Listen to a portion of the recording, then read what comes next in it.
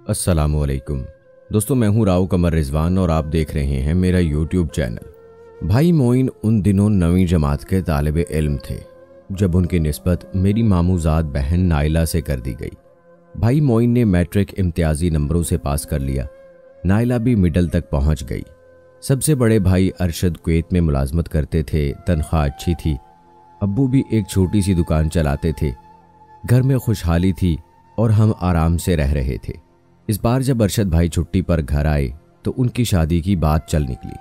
Naila की बड़ी बहन आसिफा का भी कहीं रिश्ता नहीं हुआ था। मेरे वालिदैन ने सोचा कि जब छोटी को बहू बना रहे हैं तो अरशद के लिए आसिफा का रिश्ता क्यों ना ले लें। दोनों बहनें एक घर में आ जाएंगी तो जिठानी देवरानी बनकर सुलह से रहेंगी और हमारे बेटों को आपस में जुदा ना करेंगी। बस अपनों की मोहब्बत में वो एक बार फिर मामू ममानी के पास रिश्ता लेकर गए और बड़े भाई के लिए आसिफा का हाथ मांग लिया। आसिफा के वालिदैन भला क्यों इनकार करते। मोइन भाई अभी पढ़ रहे थे, अरशद भाई तो फिर कुवैत में कमा रहे थे और उन्हीं के दम से हमारे घर में दौलत की रेल पेल थी। बस मामू और ममानी ने झटपट हाँ कह दी। यूं अरशद भाई और आसिफा की शादी हो गई। अम्मी अब्बू बहुत खुश थे कि दोनों लड़कियां एक ही घर से हैं। अरशद भाई अलबत्ता मामू के घर से रिश्ता लेना ना चाहते थे। उनका ख्याल था पहले बहनों की शादियां हो जाएं तो वो बाद में घर बसाएंगे। ताहम अम्मी अब्बू की खुशी की खातिर उन्होंने आसिफा से शादी कर ली। ये हमारे घर की पहली खुशी थी। भाई ने काफ़ी रुपया कमाया हुआ था। शादी बड़ी धूमधाम से हुई। अपने भाई को दुल्हा बना देखकर हमारे दिलों में खुशी के चिराग जगमगा उठे थे। आसिफा को प्यारी भाभी कहते हमारी जुबान न थकती थी। अरशद भाई जो पहले उनके साथ शादी से कतरा रहे थे अब हर पल ही उनके होके रह गए। हम सब ने जाना कि उनकी छुट्टी खत्म होने वाली है, तभी अपनी नई नवेली दुल्हन के साथ ज्यादा से ज्यादा वक्त गुजारना चाहते हैं। छुट्टी खत्म हुई और अरशद भाई वापस कुवैत चले गए। इस दफा वहां उनका दिल न लगा। वो बार बार वापस आने की बात करते। अब्बू ने भी कहा कि आ जाओ, बहुत कमा लिया, अब अपने वतन में रहो, अपना घर बार बसाओ। वो तो पहले ही बीवी की मोहब्बत में बेकरार थे, फौरन कुवैत छोड़कर आ गए। यहाँ आते ही उनको एक अच्छी फर्म में जॉब मिल गई। आसिफा भाभी पहले तो खामोश रहती थीं। हम भी यही समझते थे कि नई नई हैं तभी हिजाब करती हैं, लेकिन उनकी फितरत ही अलग थी। जब भाई कुवैत से आ गए तब उनके तेवर खुले। अब तो उनके मिजाज ही नहीं मिलते थे। वो बात बात पर मेरी माँ की बेइज्जती करने लगीं। बड़ी होने का फ़ायदा उठाते हुए हम तीनों बहनों को भी डपट देती।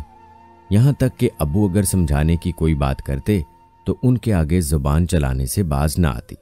उन्होंने मेरे भाई को दबा कर रखा हुआ था कि वो बीवी की सरजनिश भी ना कर सकते थे। एक दिन वो भाई से कहने लगीं, ये मकान तो तुमने अपने पैसों से बनवाया होगा, तो ये लोग इसमें कब तक रहेंगे। उनको अब अपना अलग मकान ले लेना चाहिए। भाई बीवी की बात सुनकर खामोश हो गए। हालांकि उनको भाभी को डांट देना चाहिए था, क्योंकि मकान में अब्बू ने अपनी कमाई लगाई थी और अरशद भाई ने बाद में पुराना घर गिराकर अपना मकान तामीर कराया था। प्लाट तो अब्बू का था और मकान भी उन्हीं के नाम था, जिसमें हमारा भी हिस्सा था।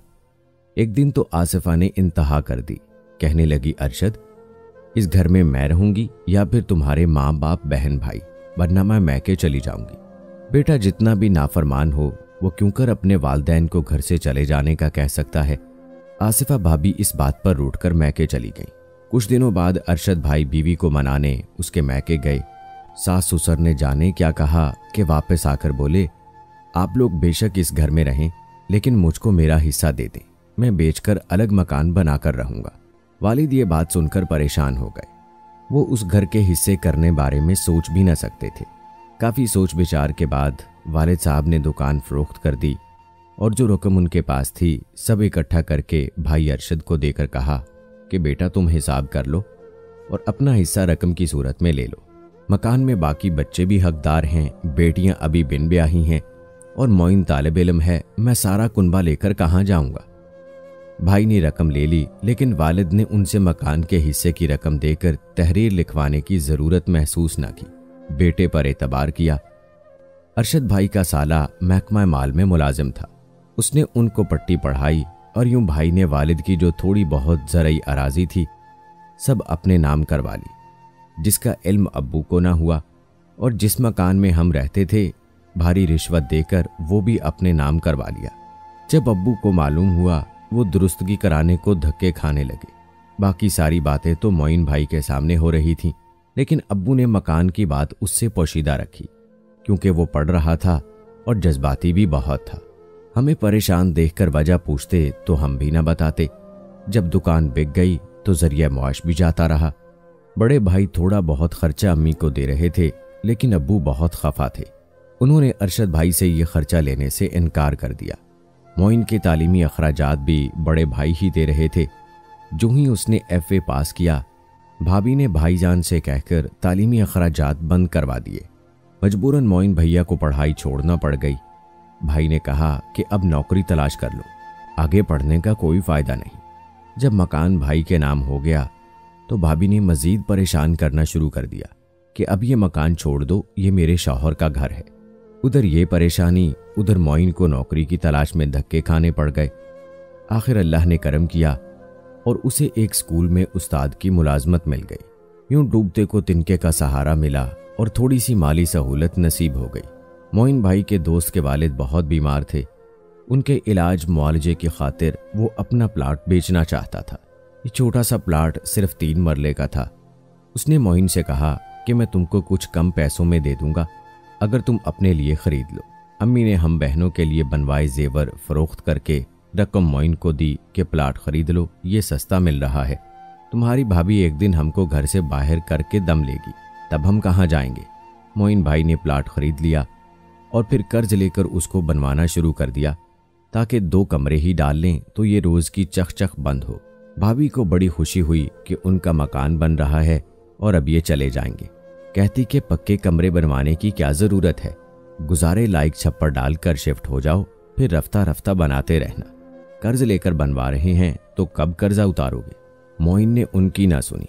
हमारे हालात देखकर ताया अब्बू और उनके बेटे ने हमें कर्जा दिया था कि जूं जूं पैसे आते जाएं कर्जा उतारते रहना।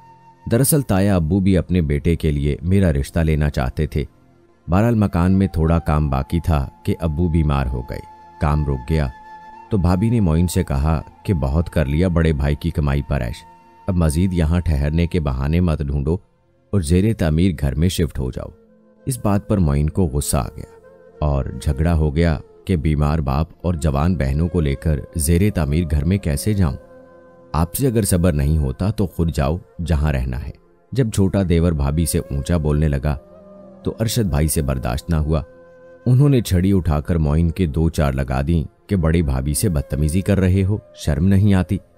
शर्म तो उनको नहीं आती जो मेरे बीमार बाप को बीमारी की हालत में निकलने को कहती हैं, जबकि उनको दमे की तकलीफ है और वहां जेरे तामीर घर में सीमेंट बजरी मट्टी पड़ी हुई है। आप उनके पीछे अंधे हो रहे हैं। आपको क्यों बाप की बीमारी नजर नहीं आ रही। बस फिर क्या था, अरशद भाई आपे से बाहर हो गए और मोइन को मारने को छुरी उठा ली। अम्मा चीखने लगी और हम बहनें शोर मचाती हुई मोइन भाई से लिपट गईं कि कहीं उसे छुरी ना लग जाए। शोर सुनकर पड़ोसी आ गए तो आसिफा भाभी जारों के तार रोने लगी। भाई ने भी छुरी छुपा ली। उन्होंने पड़ोसियों से कहा कि मोइन उनको मारने लगा था। बड़े भाई ने रोका, तभी उनका झगड़ा हो गया। अम्मी अब्बू अरशद भाई के खिलाफ पड़ोसियों से एक लफ्ज न बोले। भाभी को रोते देख वो यही समझे कि मोइन का ही कसूर होगा। छोटा देवर होकर बड़ी भाभी पर हाथ उठाता है, वो उसी को लान तान करके चले गए। वालिद साहब ने बहू और बेटे से कुछ न कहा, हमसे कहा कि सामान बांधो और नए घर चलो। मैं इतना बीमार भी नहीं कि मर जाऊं। यूं हमने वो घर छोड़ दिया जिसको हम हमेशा अपना घर समझते रहे।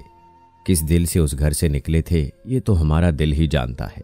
कुछ दिनों बाद अम्मी ने मोइन से कहा कि तू जाकर भाई और भाभी से माफी मांग लो, उसने तुमको पढ़ाया है और भाभी की बहन से निस्बत तय है।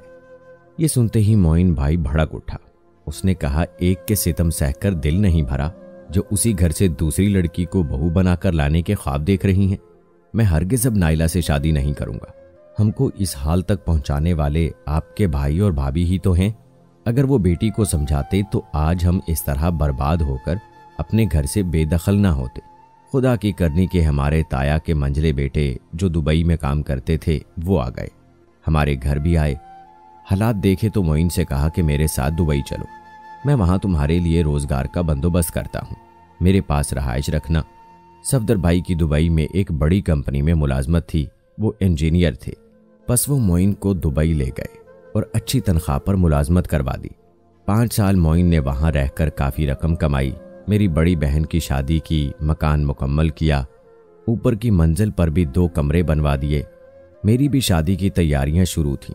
जब इस बार मोइन घर आया तो सबसे पहले जो रिश्तेदार मिलने आए वो भाभी आसिफा के माँ बाप यानी हमारे मामू और ममानी थे। साफ जाहिर था कि वो अब नाइला का रिश्ता देना चाहते थे कि वो उनके लिए कमाऊ था और अब वो उसको नज़र में रखे हुए थे, फिर से नया ताल्लुक जोड़ना चाहते थे। उन्होंने अम्मी को दोबारा शीशे में उतार लिया और नाइला के रिश्ते के लिए मजबूर करना शुरू कर दिया कि मंगनी तो बचपन में कर ली थी, अब ब्याह कर ले भी जाइए। अम्मी मोइन पर जोर डालने लगी। मोइन भाई अम्मी से बहसो मुबाहिसा करने की बजाय मामू के घर चला गया और उनसे खुद इनकार करके आ गया। 2-4 बातें भी सुना दी ताकि ये हमारा पीछा छोड़ दे।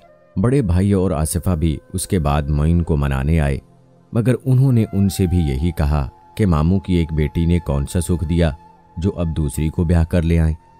उन्होंने उन दोनों को टका सा जवाब दे दिया। वो अपना मुंह लेकर चले गए। ताया अब्बू मेरी शादी की तारीख लेने आए और उसी दिन उन्होंने वालिद से मोइन के लिए अपनी बेटी सबीहा का रिश्ता भी ऑफर कर दिया। वो अब्बू के बड़े भाई ही नहीं, दुख सुख के साथी थे। बुरे दिनों में एक उन्हीं ने तो साथ दिया था। सबीहा भी नेक फितरत थी। अम्मी कुछ खफा थीं, मगर हम सब ने इस रिश्ते पर दिल से खुशी का इजहार किया। यूं उधर मेरी शादी कैसर से हुई तो उधर सबीहा भाभी बनकर हमारे घर आई। इस बात का पता नाइला को चला। वो बहुत दुखी हुई, बहुत रोई। नाइला दरअसल बचपन से मोइन को चाहती थी। वो तो इतने अरसे तक अपने मंगेतर के ख्यालों में रही थी, उसे धचका लगना ही था। वो भी अच्छी लड़की थी, हमसे प्यार करने वाली, लेकिन उसके मुस्तकबिल की खुशियों को उजाड़ने और उनमें आग लगाने वाली खुद उसकी बड़ी बहन ही थी। अगर वो हमारे साथ हुस्ने सलूक से रहती तो नाइला ही हमारी भाभी बनती। हमारी नाइला से दुश्मनी नहीं थी। सबीहा ने हमारे घर को अपने तरीके सलीके से जन्नत बना दिया। वो मोइन भाई के लिए कुदरत का एक हसीन तोहफा साबित हुई, जिसने हमारे घर को बिखरने न दिया बल्कि सबको एक दूसरे से जोड़े रखा। अम्मी अब्बू से कहते थे कि देखो बेगम, एक वो अपने थे जिन्होंने हमको खानमा बर्बाद किया और हमारा बेटा भी हमसे छीन लिया, और एक ये हमारे अपने हैं कि जिन्होंने बुरे वक्त हमारी मदद की, मोइन का मुस्तकबिल बनाया और हमारे दुख सुख के आज भी साथी हैं। मैं न कहता था कि अपने फिर अपने होते हैं, तभी मैं कहती हूँ, लेकिन अब्बू सब अपने अपने नहीं होते। वाकई कुछ अपने बहुत जालिम होते हैं, जैसे हमारे भाई और भाभी। खुदारा लड़कियों ऐसा ना किया करो किसी के साथ। अरशद भाई उसके शौहर थे तो हमारे भाई और अम्मी अब्बू के बेटे भी तो थे, और उन्हें भी चाहिए था अपनी बीवी को समझाते, लेकिन वो तो खुद उन्हीं के हो गए। बस अल्लाह हिदायत दे, आमीन। कैसी लगी कहानी और इस कहानी से क्या सबक सीखा, कमेंट बॉक्स में बताएं। मिलते हैं अगली वीडियो में, तब तक के लिए अल्लाह हाफिज।